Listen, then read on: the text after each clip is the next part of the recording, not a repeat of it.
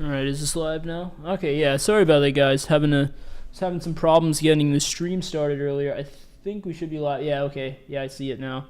Looks like we are live. Alright, what's up, guys? Ryan from Elevate Security, back with another live hacking session here. And this one, we're going to be starting a whole new box. We were able to root the other one at the end of the hour. So, yeah, let's see. Let's just get right into it here. We have a number of options to choose from. We'll just sort of go down the list. This one will be lame, the one we're going for. Let me go ahead and start that one up and connect to the Hack the Box network while I give you my viewers some time to come in on the chat here. Hey, what's up, guys? Welcome.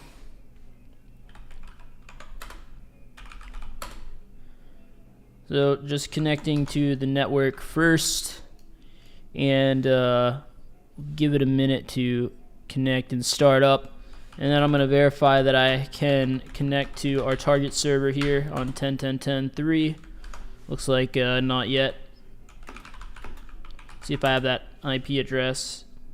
So I am connected to the Hack the Box network now, and it looks like I'm able to connect to that server as well. So without further ado, let's just kick off the Nmap scans, which I've automated in some bash scripts here, so I'll just run those really fast.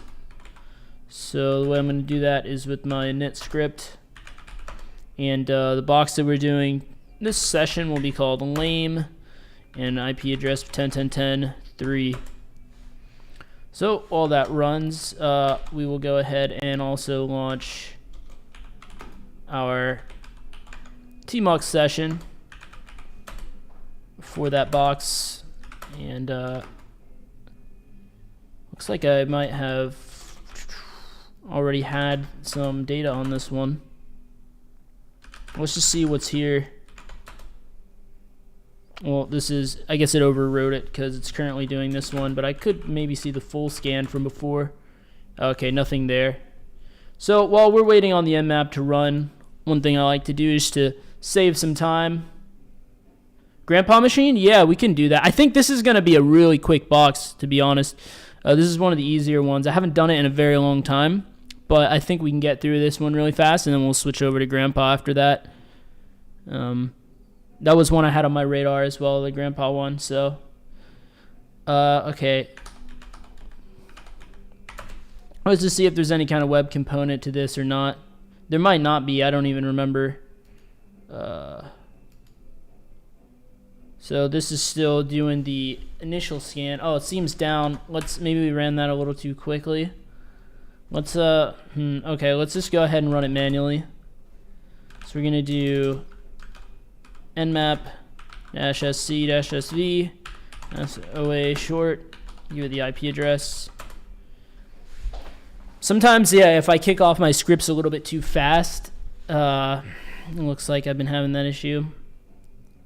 But now it should be able to run this time, because we were able to connect to that box last I checked. I'll just verify that again. It's not complaining this time, so I think we're good. But we'll just make sure. Yeah, it looks like we can connect to it, but I'm not sure what ports are open, so we're going to just take a look at that real quick. But yeah, it doesn't appear that there might not be any web server component to this, I'm thinking, just by how this is acting. Maybe we can check for some other common ports while we're waiting, like maybe FTP or something, because we've been seeing a lot of FTP lately on the boxes that we've been. Oh, it looks like there's VSFTP. Oh yeah, right. I remember this one now. This is one I was gonna do on a live stream a while back. That's right, but someone else had ownership of it. Okay, this is coming back to me now. That's what's going on. That's why. Okay, that's why I had the scan already. I was like, what? I haven't done this in a long time. How do I have data on this? So we saw this, which we know from prior experience, and if we didn't, we could look this up, that this is vulnerable due to a backdoor vulnerability, actually. And so there's many exploits out there to just auto-pwn this. Was there a search split one? Possibly. Let's see. if we search exploit for this. Okay, yeah, it's the Metasploit one. And that's how you do this one.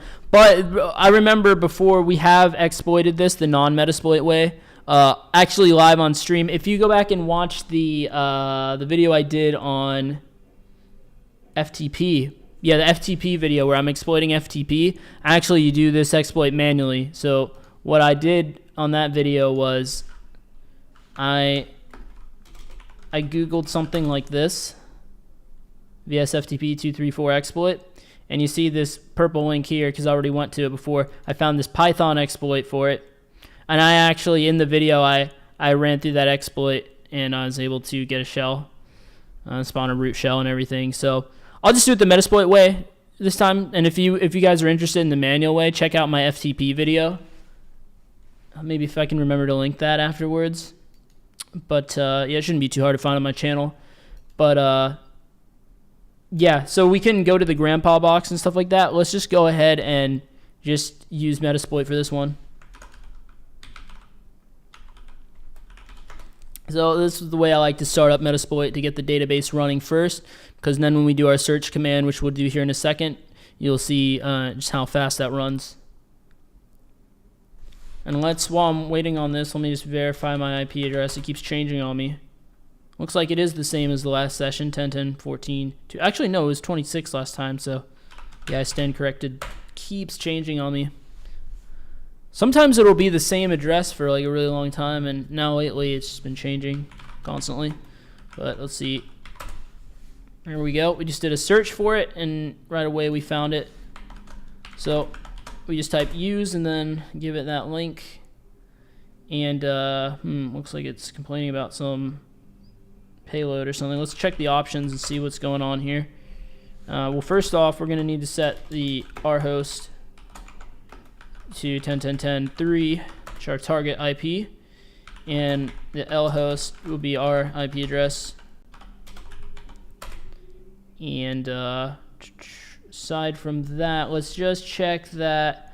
Okay, this payload here, let's use the Meterpreter payload because we can. This is a Linux box, so I believe it is, what is it? Linux Meterpreter reverse TCP or something like that. I think it's maybe something like this. We'll find out if this is correct or not. Reverse underscore TCP. Okay, that's not a valid one. Let me just check my notes to see exactly what it was.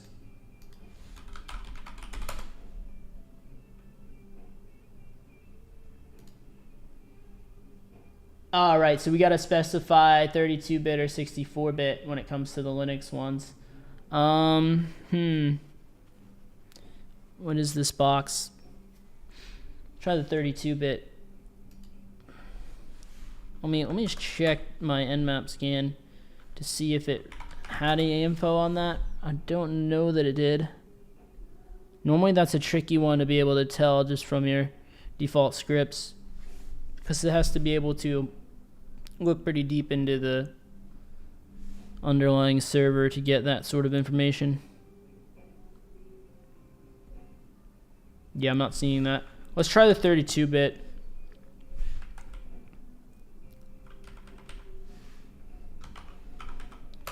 But yeah, well, is that all right? Let's see, what am I missing here?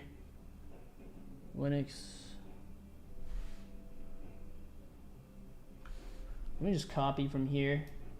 I probably have some little error somewhere I'm not noticing.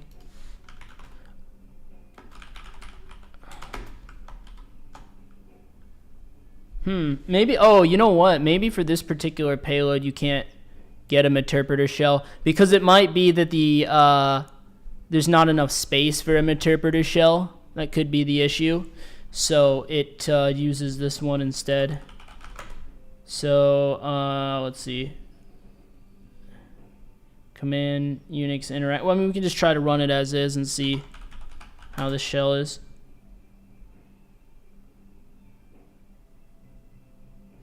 And hopefully we don't have any issues here.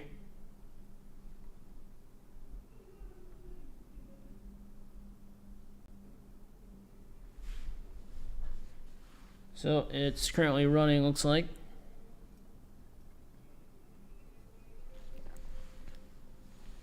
Yeah, we're having some little issues here.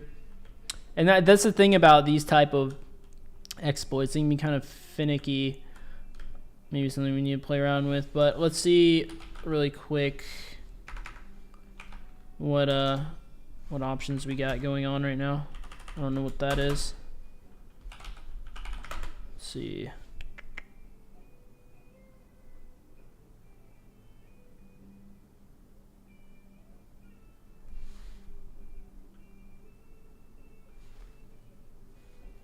We can try an L port of 80. Let me just make sure that this is my box. We'll try one more time. I don't want to spend too much time just debugging something that we pretty much know should work. I want to show you guys mainly the Metasploit way of doing things. Yeah, I'll share my notes once I get them put together.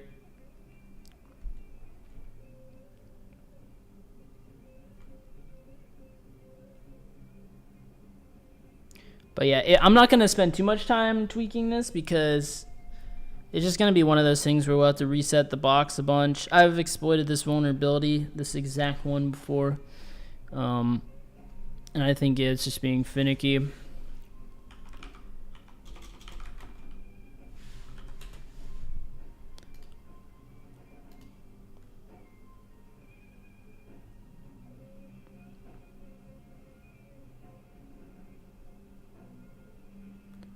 I mean, I don't think that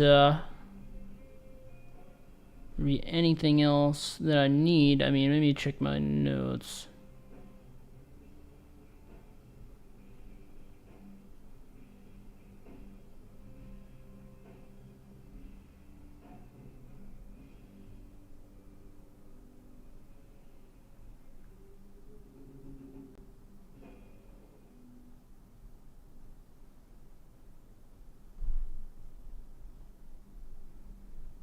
I know there was also, what is it?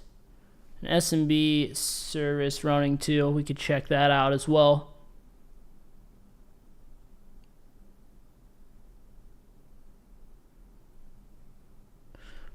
I wonder what's going on with that FTP though. We didn't actually look into the FTP service here. Try anonymous. So that gets us in. Looks like there's nothing there. Let's see. What files do I have here? Oh, okay, hang on. Let's try to put a file and see. So we'll create a file. See if we can upload it there.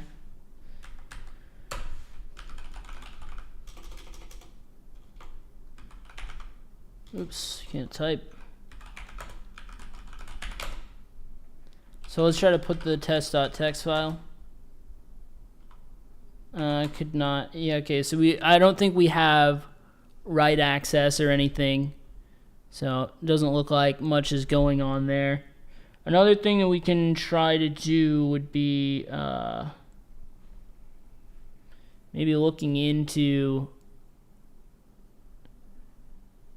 the SMB service running. It's a Linux SMB, so it's like a Samba server. We have exploited some Linux SMB on one of my videos as well, the Linux SMB video.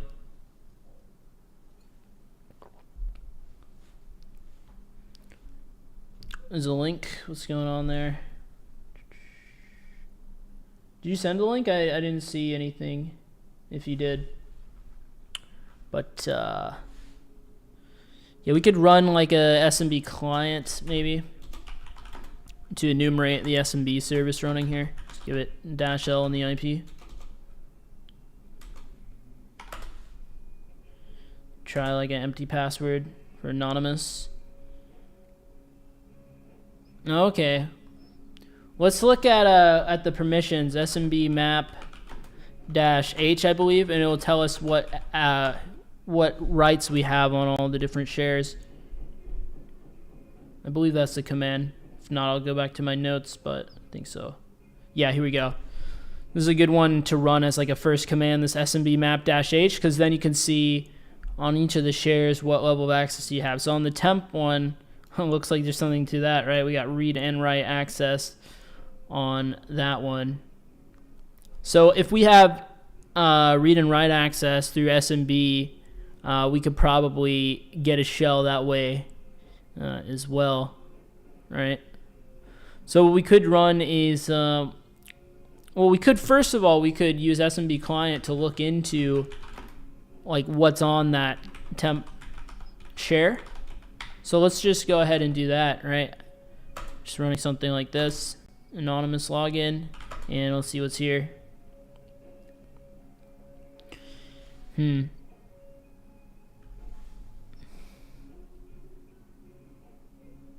Interesting. Something like VMware. Yeah, was that the one I was running? I thought it was, right? Let me... Oops, I don't remember. Did I terminate my Metasploit? No, I have it. Unix, FTP. Yeah, so that was what I was running. Yeah, I wasn't able to get it to work for some reason. But, yeah, that's the exact one I was running.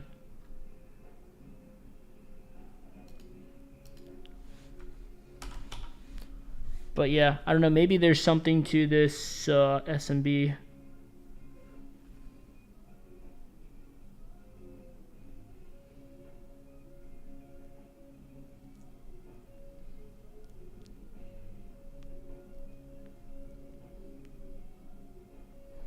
Let's see what options we have here, because there's a lot of options with SMB, I believe, so.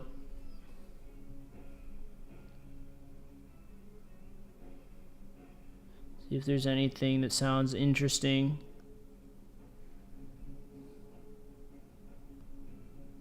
Guess I should go through it alphabetically. Let's see.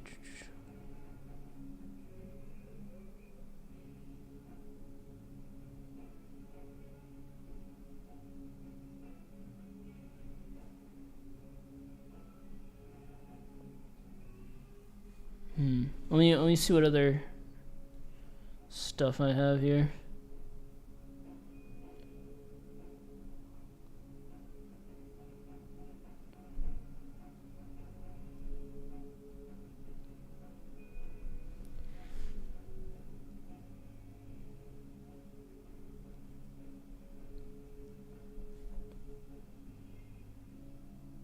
I think there should be like a...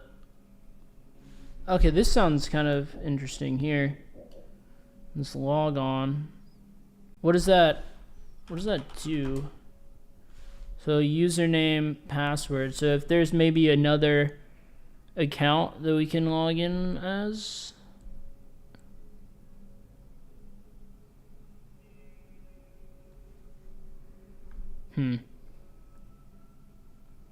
I think I've used this before, but I'm not sure if I have it written down anywhere. I think you actually use this logon command to get a shell somehow.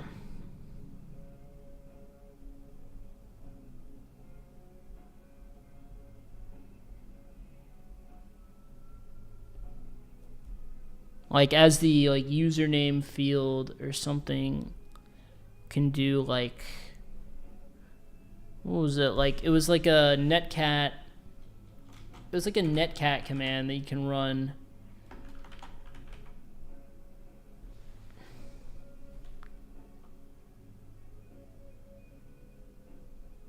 But yeah, I can't remember.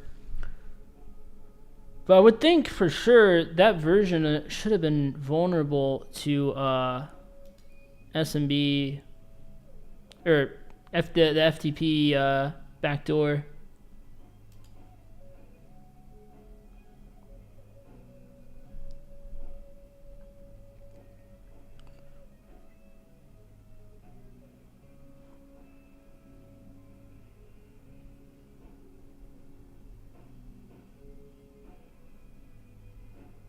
But, you know, maybe that's a rabbit hole. I mean, it could be. Wonder what we have, you know, back on the topic of Metasploit since we're on here. I wonder what else we have for for like Samba, right? Because this is a Samba server. Maybe there's some good stuff here because we do have read and write access to the OneDrive, that temp drive. So maybe we can do something off of that.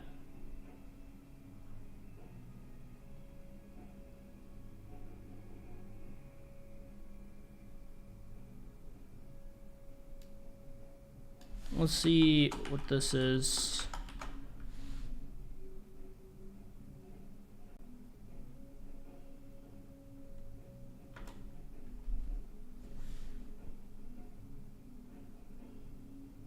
Okay, let's verify what version we were dealing with. I think if we run enum for Linux, we can get that info.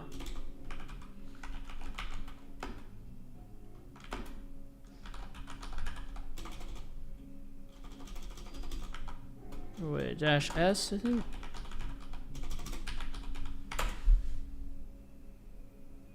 Oh, wait, that just gives us the target information here. Let's run it with -a, do all checks and see that, because that's one of them, I believe. This is going to take a minute to run. Otherwise, there might be another script that could get us that info. But basically, if it's one of these versions, then you specify a username containing shell meta characters. See, this is kind of what I was talking about, right?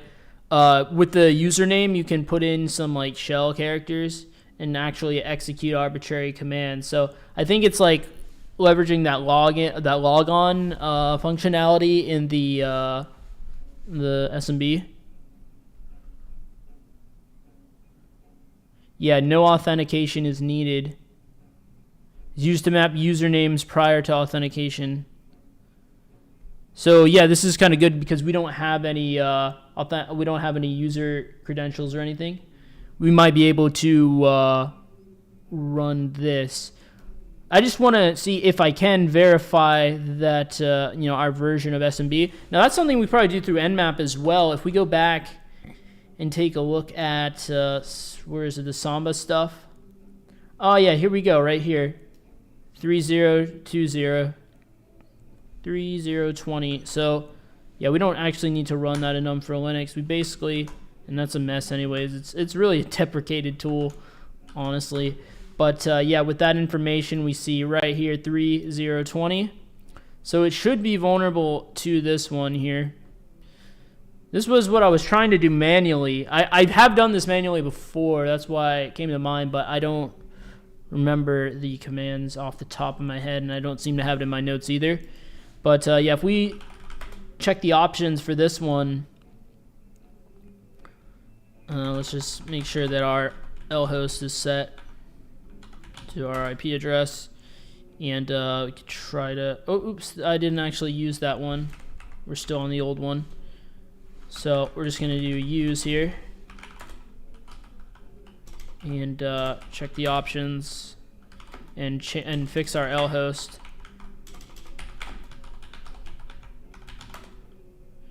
And from there, set our rhost as well. And then let's try to run with this. We can use the default port. We didn't give it an L port, so it defaults to the 4444.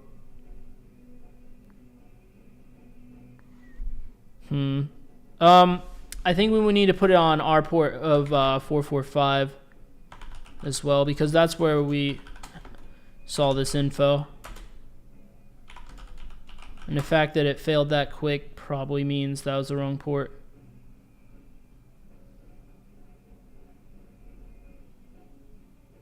So let's see if we can't get a connection on this. Nope, nothing there. Go back to the drawing board. I was fairly certain that that's what was going on. I mean, maybe it was port 139. Let me go back here, see if that was... Okay, they're both open. Could be either one. I mean, we have the other one open, so... could try maybe doing that again.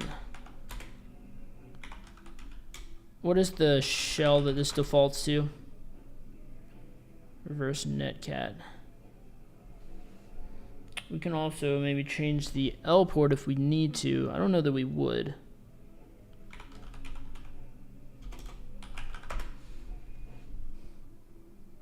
Give this one more try. Okay, interesting. Now we got a command shell open right away.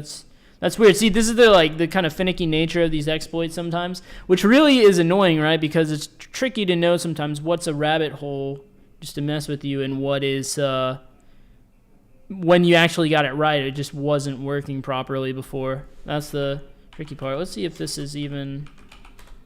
Okay, yeah, we're in the shell right now. I just realized that. So. Yeah, we're actually the root account, so this one was a very straightforward system. Yeah, I would say that's one of the trickiest things is to identify when you're on the right path and it's just not working, or if you're actually on the wrong path, which before we were on the wrong path. So my guess with the VSF TBD is they probably, even though it was the vulnerable version, they probably applied some kind of security hotfix to it or something, or reconfigured it. Maybe they changed the default configuration in a way to they made some kind of tweaks to it so that the backdoor was not accessible. So that one was a rabbit hole in that case, right? The one that we were so sure we could get. But if you want to see me exploit that exact service in an unpatched way, if you do check out that FTP video, you can do that. But yeah, it took us about a half an hour. We got the root shell here, so pretty much as far as I want to go with this one. But yeah, in this case, their version of Samba, which Samba is the Linux SMB service. When you see SMB, which is port 445139, those two, when you see that, normally you see that on Windows servers. And if you ever use your Windows File Explorer to connect to a share, that's running on the SMB service on those ports 139, 445. But if you see that running on a Linux server, it's what's called a Samba server. So just knowing that and searching for some Samba stuff, I was able to find that on Metasploit in this case, and I verified the version to know that this exploit would work. Now, like I said, the manual way would be before when I connected to the SMB, like using, SMB client to connect. When I connected to that temp share, and I typed help to see the commands, that logon command, there's some stuff you'd need to pass to the username parameter, including a netcat command, and you set up your netcat listener. That's like the manual way to exploit this. But I would need to do some more Googling to do that one. And yeah, I want to jump to another box right now. There's going to be a lot of boxes here, so don't have to worry too much about that. Let's jump into another one. Let me go ahead and shut this one down. We'll do Grandpa now since you guys were requesting that one. Which this is, I guess this one's a Windows box. And yeah, we'll give it a minute to start up and we'll get into it. So this one is 10.10.10.14. Let's go ahead and exit out of this. We'll close these windows. So we'll just go ahead and create it all manually this time around while we're waiting on it to start up. So we'll make 3 directories here. We'll make exploits, subdirs, and nmap. And then we will run our initial scan.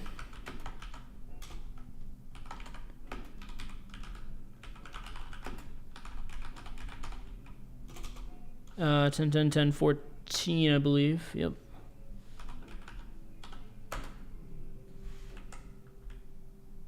What did I forget here?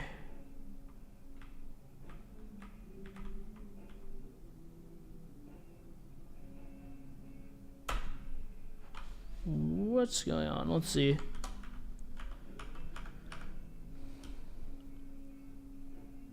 Am I forgetting something? Oh, I know why. I put a lowercase v. That's why it's complaining. Let me close this one out up here as well, just so we can see a little better. Yeah, I just need to fix this, make this uppercase, and we're good to go. So while we're waiting on that one, let's see if there's a web component.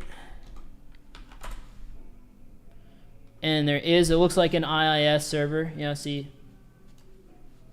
So this is an IIS server. I mean, I don't know, but just looking at the font, this looks like a outdated one at that. Unless that's what it looks like currently. Maybe there's like an admin or something, or a login. Okay, so you get 404 errors if it doesn't exist. So if the page does exist, then we'd probably get a different page. So that'd be a way to verify what exists and what doesn't. Just checking some common directories here while I'm waiting on the automated scan to complete. Trying to maximize my efficiency here. So this completed. Let's go ahead and run the full.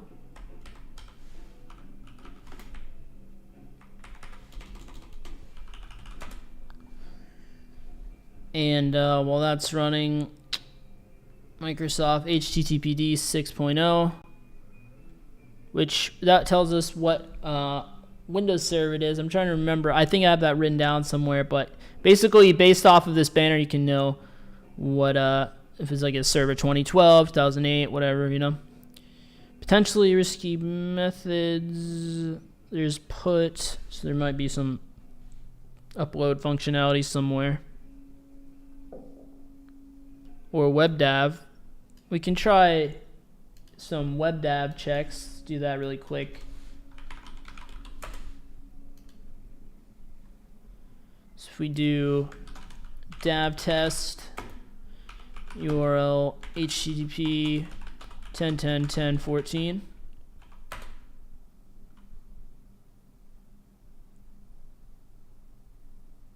Looks like we're not able to put any of those file types.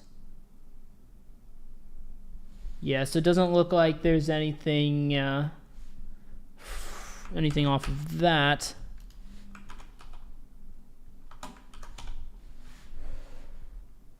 So yeah, maybe there's something on another port. Let's while we're doing this, let's get our, and yeah, this is gonna keep defaulting to lame, unfortunately, unless I restart it, which I don't feel like doing.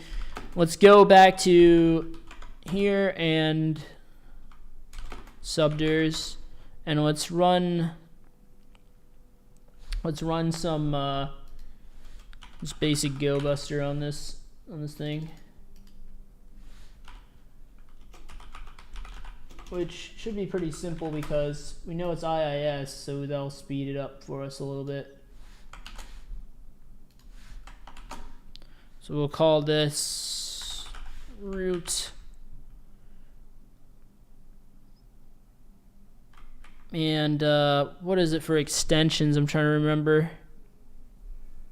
Oh shoot, I don't remember.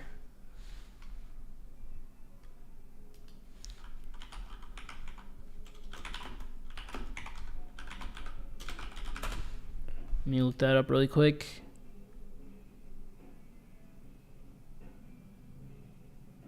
Okay, -X. So we'll say ASP or ASPX. Whoops, not /launcher and not that IP address. There we go. That looks right to me. We'll fire that off and just see if there's anything interesting we can find off the bat here. There should be an images, it looks like, but we do not have permissions to view that. So yeah, just like in the beginning of these, I just try to get as much recon going simultaneously as possible. And this is probably going to give me the same story with the uppercase, yeah.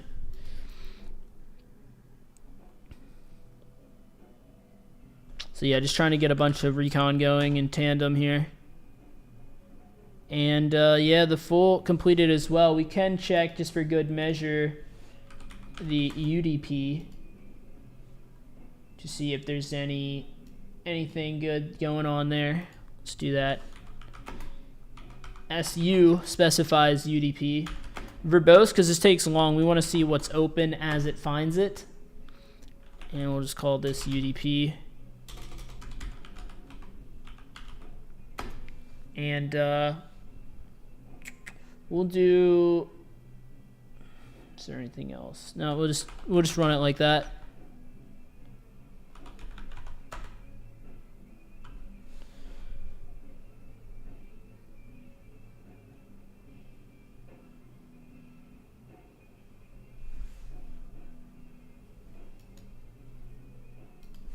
Let's go back to scan. Should have given it, you know what, let me actually restart this. I want to give it more threads here so it'll run faster. Like 80 threads or something maybe.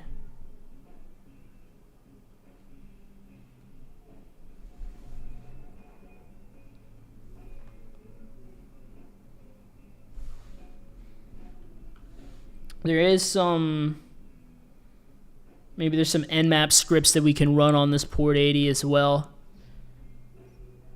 One thing that's normally good to run is, I haven't run this in a long time. Well, I think Nikto is actually banned on OSCP, isn't it? Or is it not? I can't remember. Let me look that up really quick. I don't want to tell you guys wrong. Okay, perfect. Someone asked this question here.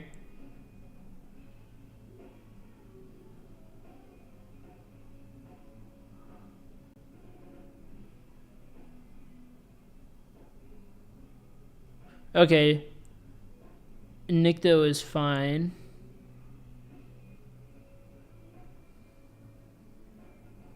Okay, yeah. Looks like this is allowed. So you just do that with -H. I think you got to put HTTP, but I may be wrong. So this is going to do some basic vulnerability scanning on, basically it's a command line vulnerability scanner is what Nikto is. So it's going to be looking for any kind of vulnerabilities it can find on the site. Some of these ones like header stuff, probably not going to be too useful to us in terms of actually getting code execution, but we'll see what else if it comes back with anything.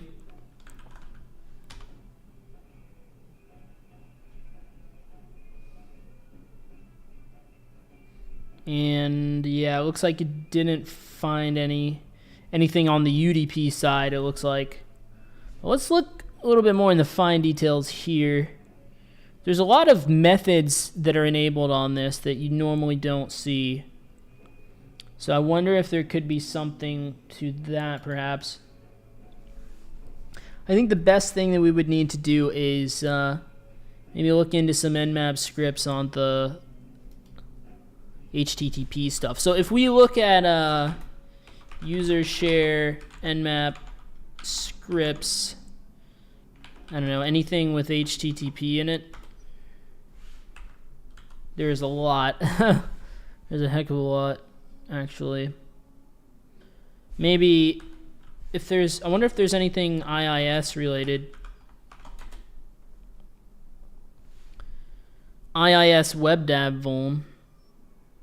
Because it did mention WebDAV, though running the other script I didn't find anything.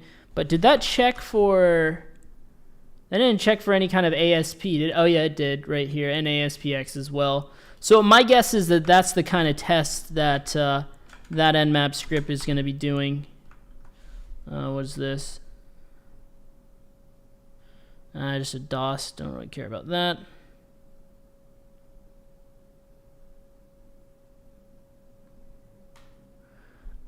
Okay, I think what it is saying it just did a basic put request for these, but maybe through some of these other HTTP verbs we can do something, because it's calling out this prop find. Well, no, that's for information disclosure, basically. But for WebDAV, it looks like these other verbs are allowed.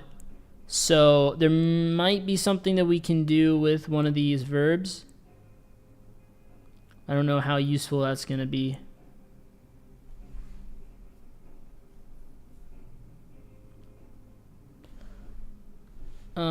We can, yeah, let's go back to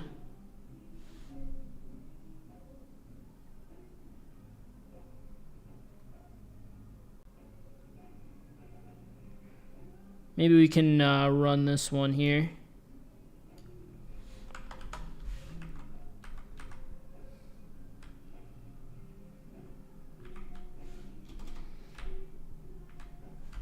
So for this, we'll just say port 80 and script is equal to this thing here minus the .nsc. Just take that part off. I'm not sure if this requires parameters or not, but we're gonna find out, I guess. See if it can find any WebDAV stuff. Check my notes to see what else I have on this IIS stuff.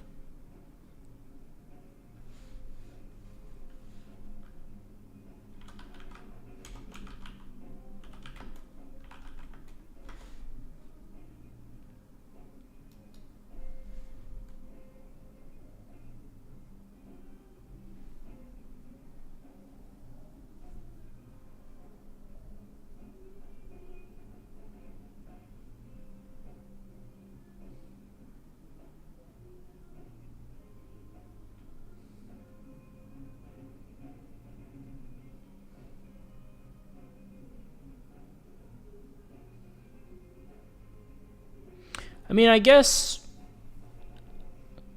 IIS has, from what I'm seeing in my notes here, there's a number of vulnerabilities for it. Let's check. We know for sure it is IIS 6.0. So one thing that I should have opened with is you always want to like look at the software and then type like vulnerabilities and then see if there's anything. Oh, well, there you go, right? This is why you want to search this. IIS 6.0 vulnerability leads to code execution. That sounds exactly what we're looking for, but I'm not sure how detailed this is. Let's see. Okay, so yeah, there is something to do with this WebDAV as we thought. So basically what it is, to explain to you guys, we'll just go off this, right? It is an extension of the HTTP protocol that allows them to basically extend its features of like the standard HTTP methods. So this prop find, as we saw, so that was why that DAV test thing failed. It was just trying to do put requests, and it wasn't able to actually do the put request. However, there's this prop find HTTP verb that you can use. Retrieves properties defined on the resource identified by the request URI. Okay, so maybe we need to put something in the URI. Yeah, with that being said, I'd be interested to see what the Nmap script comes back with. It's really taken a while, it seems. But I would think it would probably find it. It would come back with some good information, I would think, but we'll see.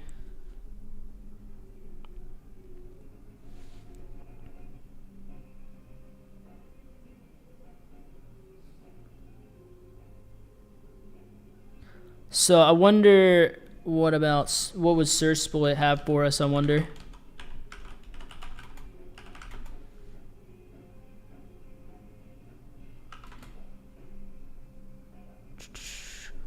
All right, here's the IIS 6.0s here. WebDAV, remote authentication, bypass.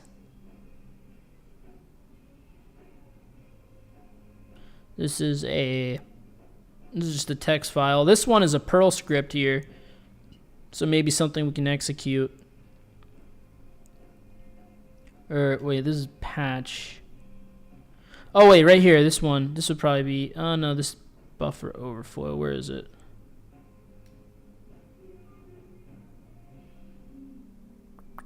It's sometimes hard to see how these line up. Okay, yeah, there is a Perl script here. I'd be interested to see what that is. So let's do a search exploit. And hopefully it copies this correctly. -m. I know we're going to have to move this, but it's fine.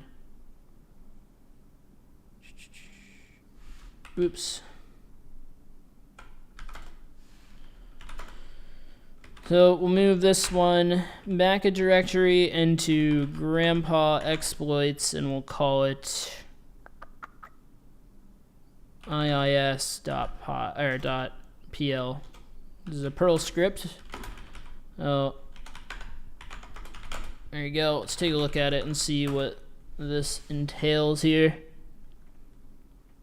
Yeah, I think this is basically what we're looking for.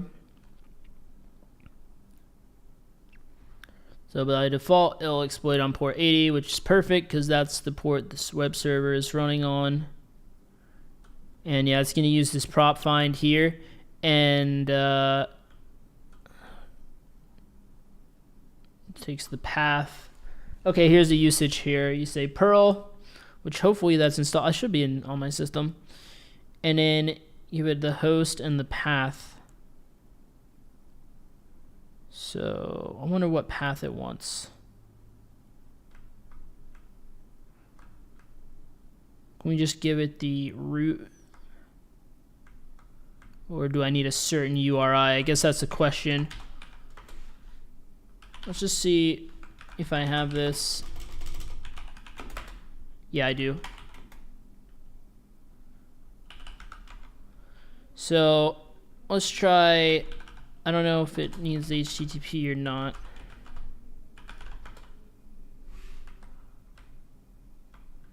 Yeah, I think we're gonna need to give it some sort of path here.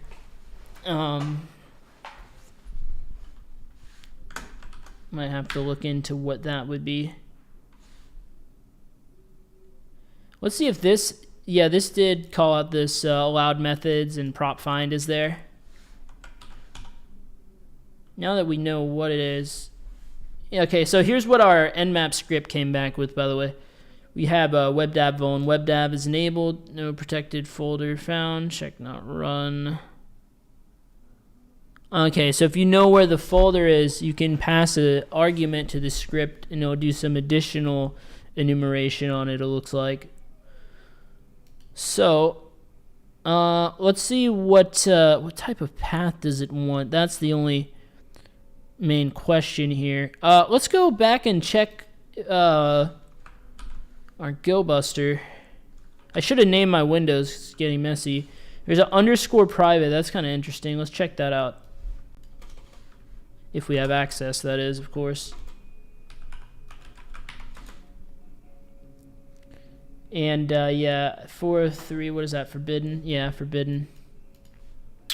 Okay. I mean, since we don't have anything else going on, we can do a dirbuster. I know a lot of you guys like that utility. We can run that.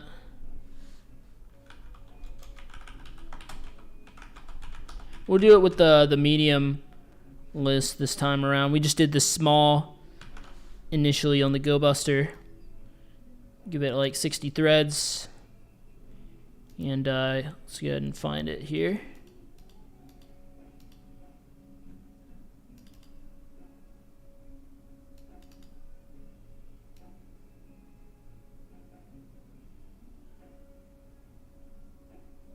Man, I hate GUIs when it comes to this stuff. Let's see. Where is it? Word list. Dirbuster. This one. And file extension ASP, ASPX.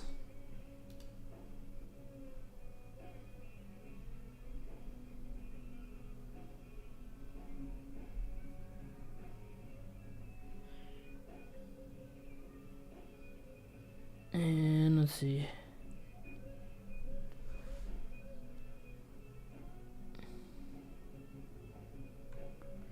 So yeah, this is gonna take a little bit. I have it running in the background. See if it finds anything different. I don't know that it will, but I can exit out of this window here. So here we'll put dirbuster. Let's start getting a little more organized with this, I guess. And yeah, we need to find out what is going on with this URI thing. Just naming some of my windows really quick.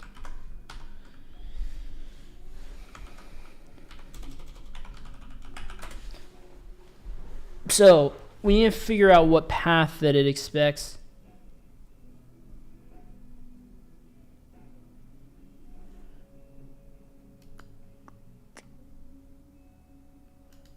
So if we do some more Googling on this, we might be able to find that.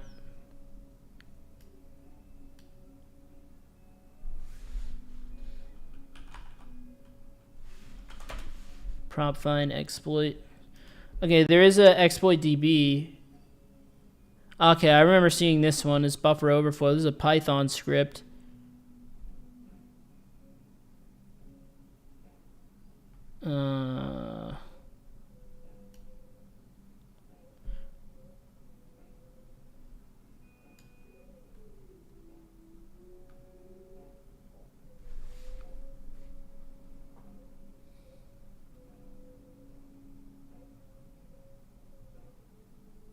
Let's see, what does it expect? We would want to change out this shellcode with our own shellcode.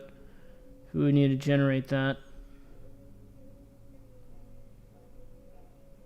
But this is a local exploit, it looks like. Hey, what's up, Vikram?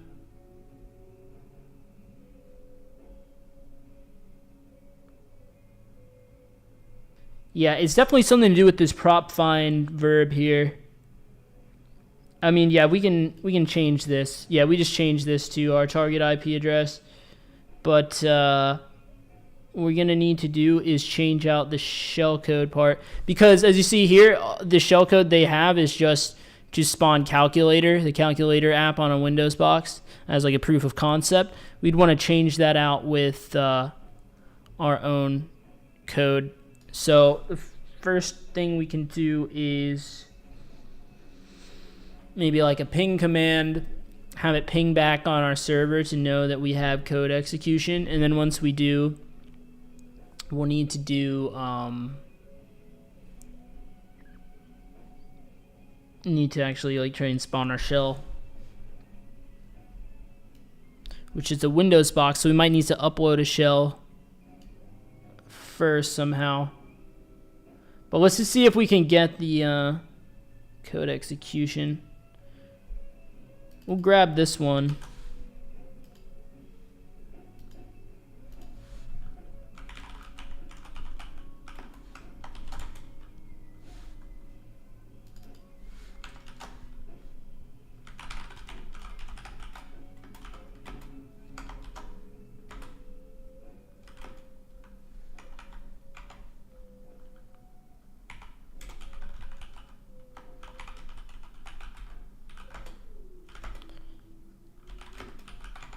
So here's this.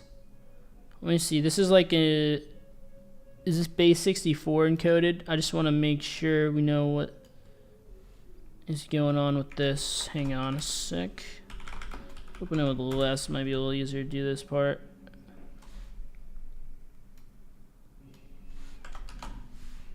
Oops, we missed this character here. Let's try to base 64 decode this. So base 64 -D for decode. Put this in. Maybe it isn't base 64. You know what? Let's fire up burp real quick. Use the decoder. Maybe it can tell us if it is even. Because yeah, we need to make sure that we're using the same sort of thing here, same format. Not familiar with this format off the top of my head.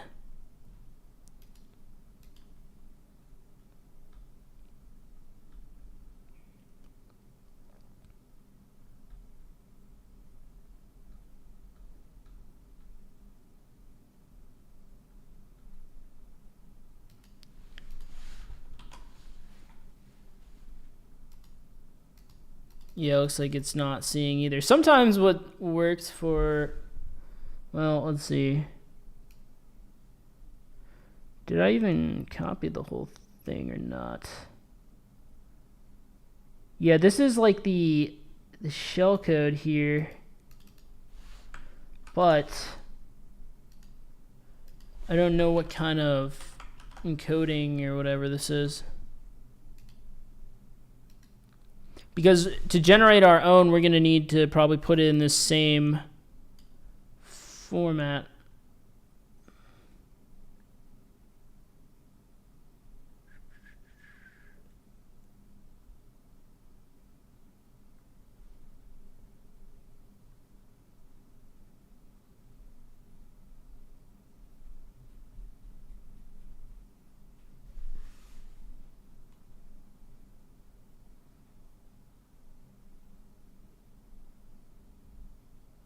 You might need to edit this part as well, the localhost part.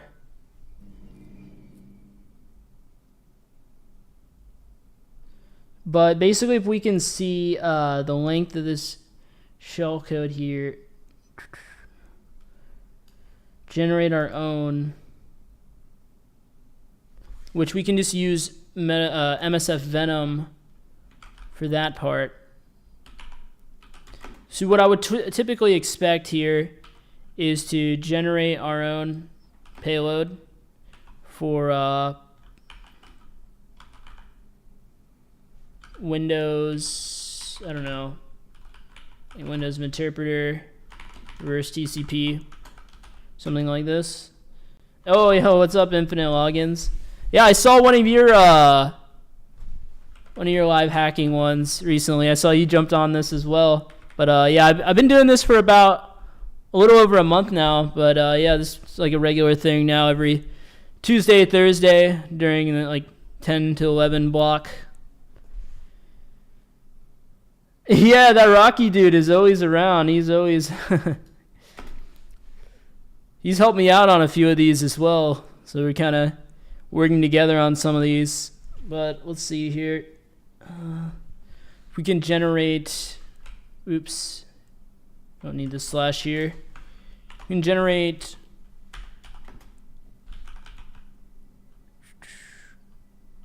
specify format. This is Python, so that's what I would typically expect.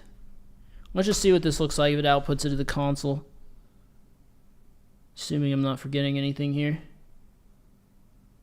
Yeah, it's a lot it's a lot harder than just hacking on your own, because it's like you don't want to have too much like downtime, but sometimes you need to think at the same time. So yeah, it's challenging for sure, but yeah, hopefully it's helping out everyone here watching, and I think it's certainly helping me with this. So yeah, this is what I would have expected this shellcode to look like, you know, like the rest of this hexadecimal here.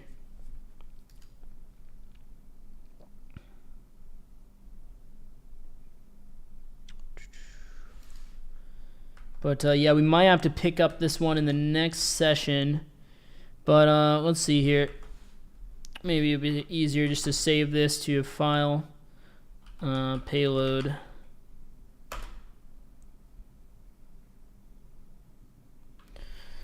Might need to get this all on one line too. Of course, this code here is going to generate a shell. I'd really prefer to just have it ping back or something first.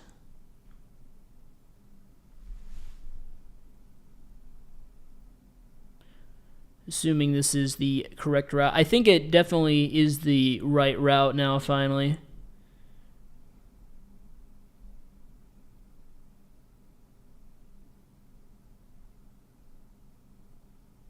Just checking my notes here on this. It's been a while since I did a lot of editing of scripts, but this is definitely something you'll do a lot on OSCP, is just editing exploit code. They like make a huge deal out of that.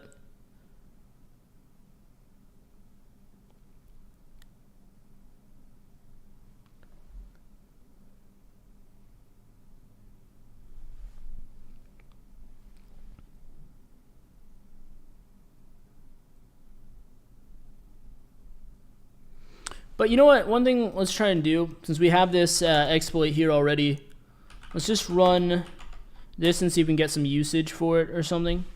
Maybe it's Python 3 gave me that error.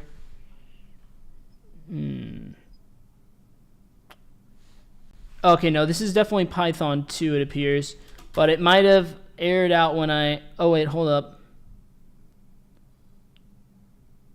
Okay, so yeah, it's trying to connect on the localhost, so I can just edit that in the script. I was seeing if there was any maybe like parameters or something that I could pass it, but maybe we need to edit the script for it.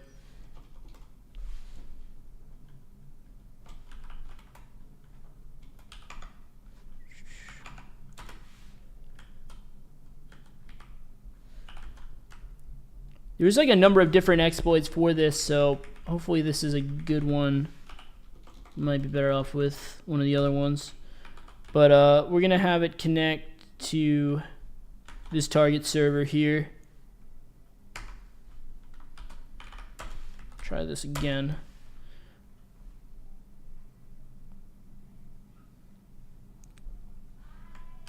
Okay, so that appears to work. Of course, it's not going to do what we want it to do yet because we need to put in our payload. This payload just spawns calculator.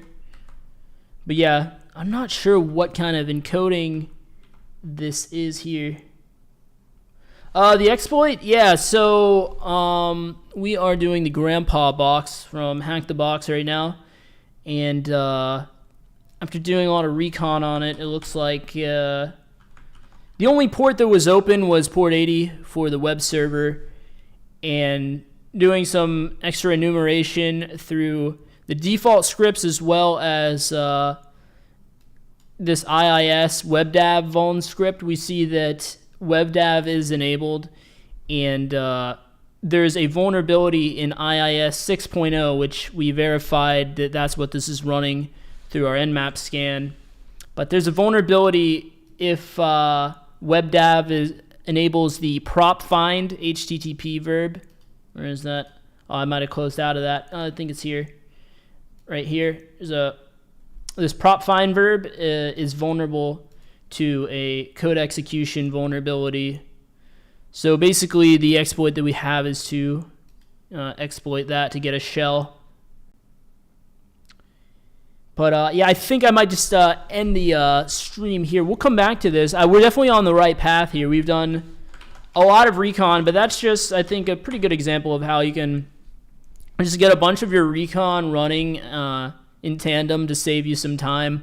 We ran Nikto, we ran Nmap initial scan, full port scan, UDP scan.